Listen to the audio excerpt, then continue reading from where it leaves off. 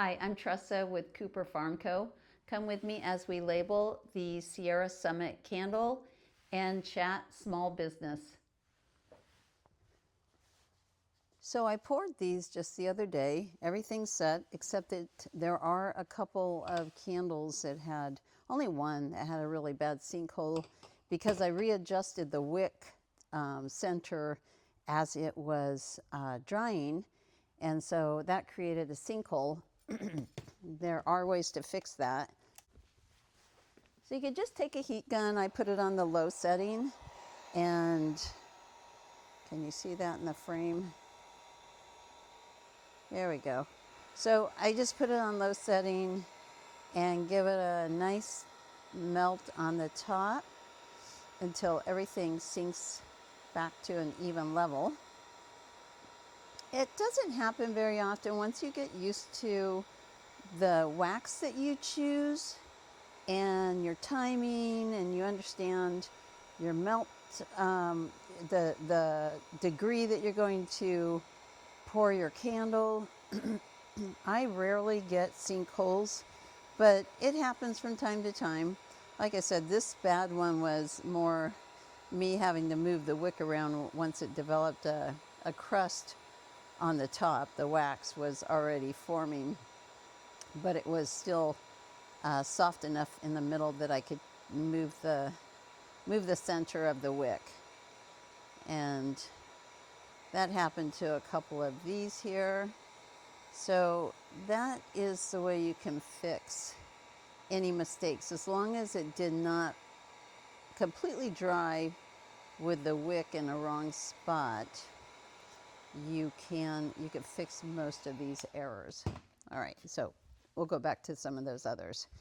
But the way I like to trim my wicks, people have wick cutters. I had one, I didn't really like it.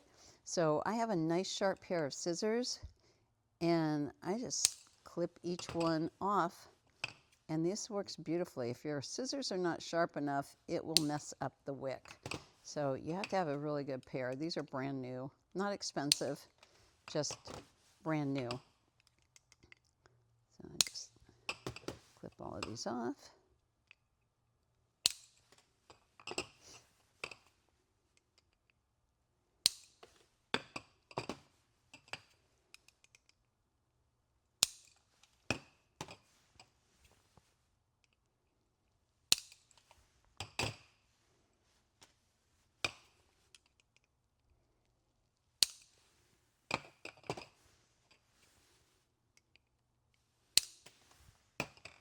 Okay, so I will clip all of the other ones, but what we have here, these are clipped.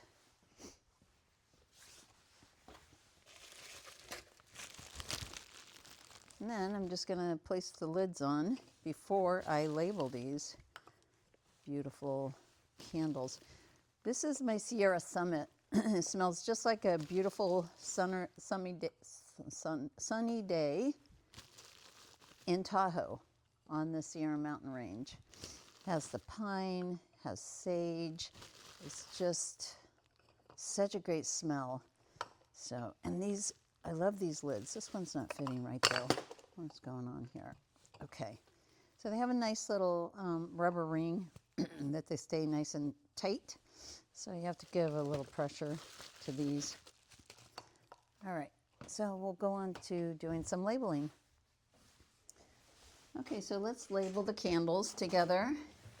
I didn't make very many candles the other day. I only made about a little over 30. I didn't have a lot of time, so I did what I could. I sometimes pop in and out of here when my son needs me. I'm running a lot of errands, of course, taking care of the house, making dinner, grocery shopping. So I don't always get the volume done that I want. So they're small batch, which is fine.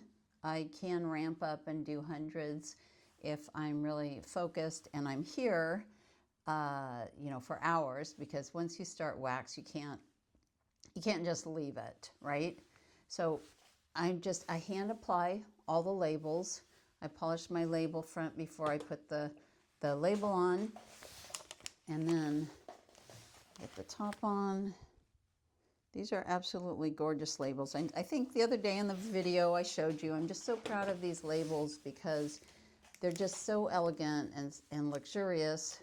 It's a little warning. You could get these anywhere from your candle supply company, from Amazon. I do have some custom ones that I made, but I did run out, so right now I'm using these. But this is critical if you are making candles. Make sure you have a warning label on every candle, right? So this is our Sierra Summit, and just, I hope I'm in range here, the label on the top, looks like I have a little wax on the glass. These are gorgeous. They have some raised lettering, they have a spot gloss, so when you see this, it's really an elegant, very elegant label. So that is the Sierra Summit. So let's label the rest of these.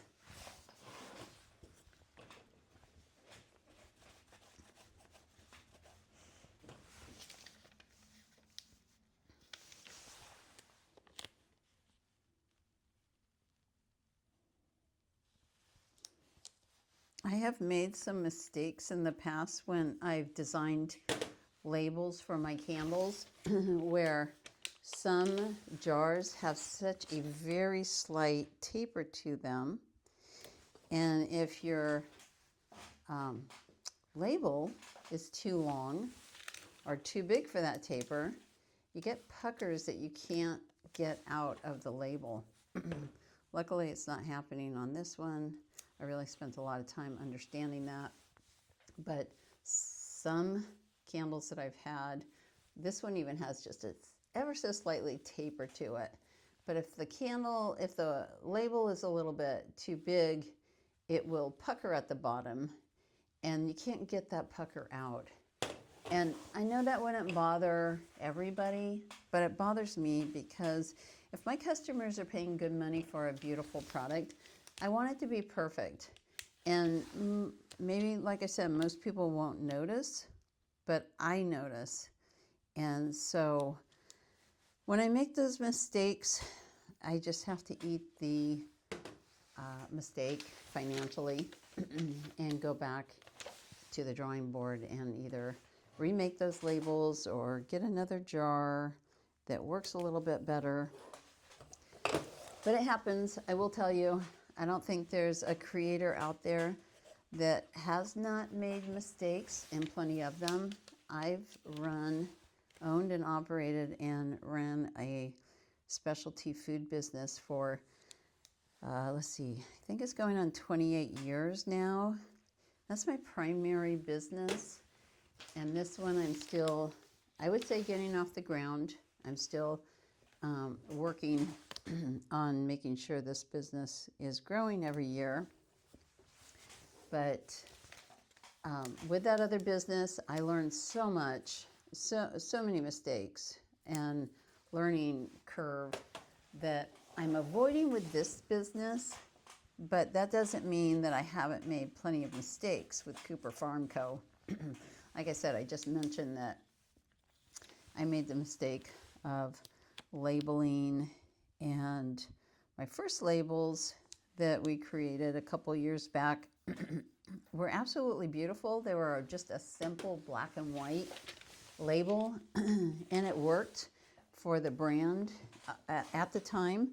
But as I started to see more and more brands come out with just black and white, and especially in the home bath and body care industry, it was really hard to, I think, stand out and look different.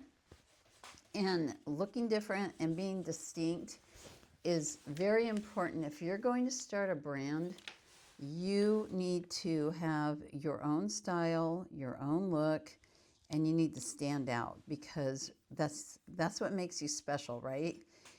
And I will say, one of the things I've noticed in the candle business, I make more than candles. I make lotions and hand soaps and scrubs and butters.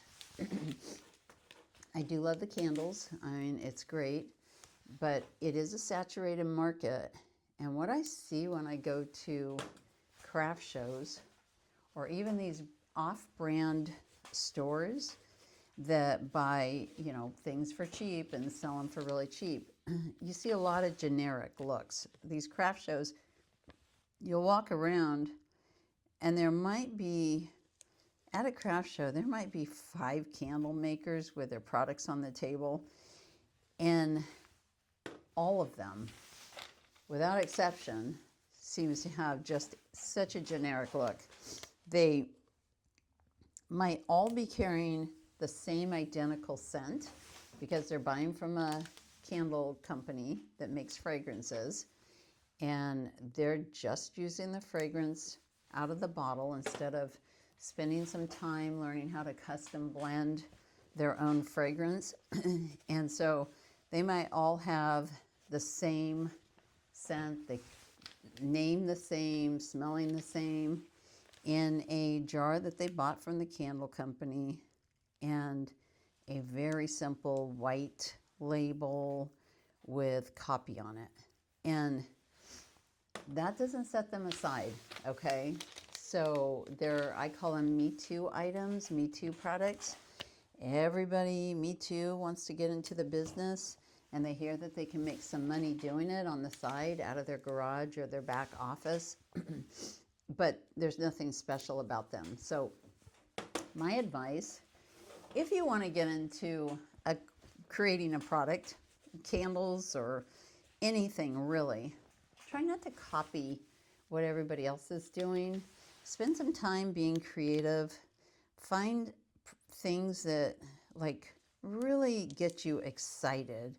A style. I get super excited with vintage things and kind of like a really cool French look or whatever. And that's what my pinstriping on my lotions and soaps really inspired me. Whoops, there goes a label. Is just finding the things that are pretty and make me happy to look at. And then how can I translate that into a product for my customer that might make them happy? You also have to be a little trendy. You have to see what the style is. You don't want to do a style that maybe was really popular in the 90s, obviously, and no longer looks good. But you also want to be a bit of a trendsetter. In my food business, I did a lot of that. I made flavors that were really different at the time. And and that could be a little bit of a double-edged sword in the sense that, sorry, I got a little bit of allergies going on here. Double-edged sword that then you have to educate people, right? You have to say, you don't have to educate somebody on a candle or a lotion or a jam, but if the flavor is really odd, you have to get it tasted out there. You have to get it into people's mouths. Or say, I have some really interesting fragrances that I want to build into the lotions, but I do know that with lotion and fragrances, you really need to get people sampling those. A candle is easier because they get to pick up and smell it and decide if they like it right then and there. So that's a little bit of an easier sell, but it's going back to not being just what everybody else is being. You'll never, ever make it big in business, or set yourself aside if you are a copycat. That's all. I mean, I saw that happen in the food industry so many times. When I would go to the big trade shows, people would pop up with a brand, but they would copy somebody that was on a trajectory of success, and that particular company would most of the time just flame out pretty quickly because everybody knew that the other brand was the success and these people were copying. So I hope that makes sense. I know I was rambling on quite a while with that. But I will tell you, if you're looking at going in the food industry, I just met with a friend this morning that was possibly looking at a brand to go into the food industry.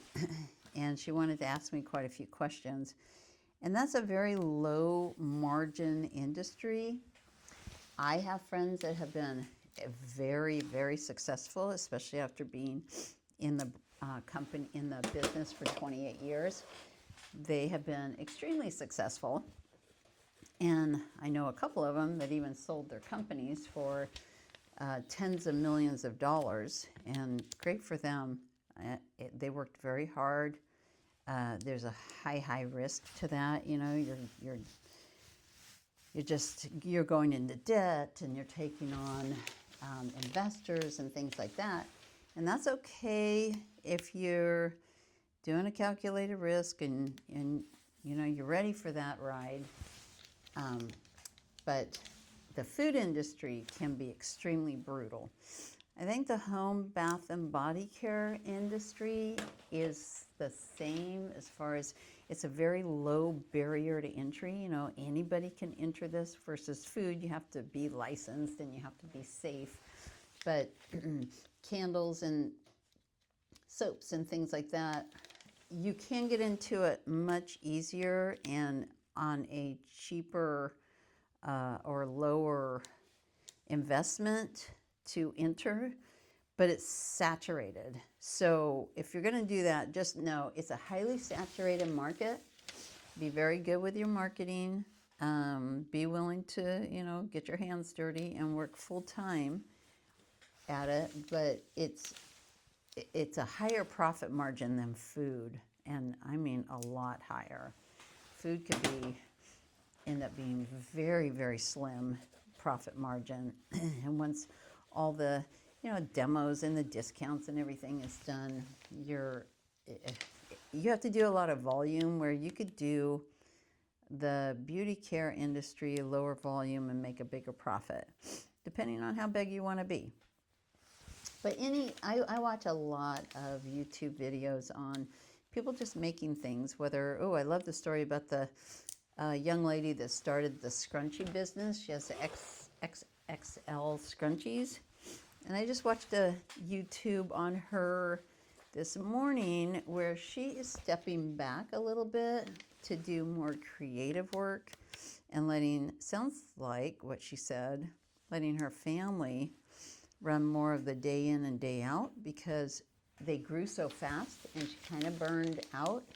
And I get that because I've been through burnout, and it's really, really hard to come back from burnout. You have to take a pause and decide what is going on, what are you burned out from, and then decide how you're going to manage from there, because burnout's real. It can cause health issues. It could cause a lot of problems. So sounds like they're doing great, that company I was talking about. But again, her primary thing was she was talking about burnout. So know that that's a real deal, and kind of evaluate yourself as you're growing your company. Is it just to make a few extra bucks for the family to provide groceries, or do you really want to get a real brand out there and be in the stores? So anyways, that's what I'm all about. You guys are welcome to ask me any questions. I've been in the product based businesses for, like I said, 28 years. That's including my food business. And sometimes I think, well, what knowledge could I share? But again, meeting with a friend today, wanting to ask some questions, I have a lot of knowledge. I don't know everything. I've made a lot of mistakes along the way. But I think oftentimes when you're making those mistakes is when you're learning the most in life and in business. So you're welcome to drop a comment. I'm brand new to YouTube.